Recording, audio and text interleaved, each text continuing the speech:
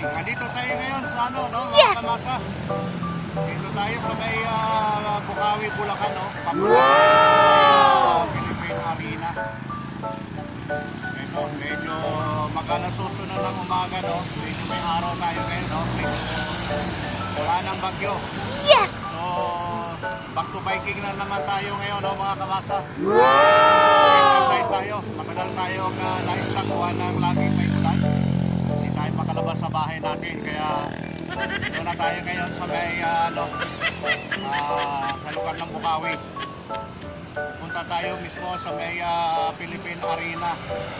Yes! At ipapakita ko sa inyo, no, mga kamasa, yung Philippine Arena ng Bukawi, Bulacan.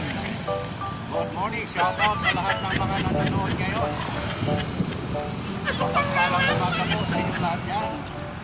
Maraming salamat. Bihada ka, shout out sa buong Pilipinas. Yes!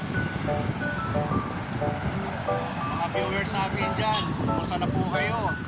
Mga silent viewers, good morning.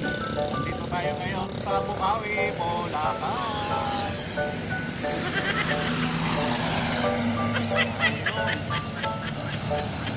Napakaganda na ang kasana nila rito, no, mga kamasa. Tara tayo. Yan sa left side natin, no, mga kamasa. Yan yung Philippine Arena, no. Nakikita natin yung Iglesia ni Cristo.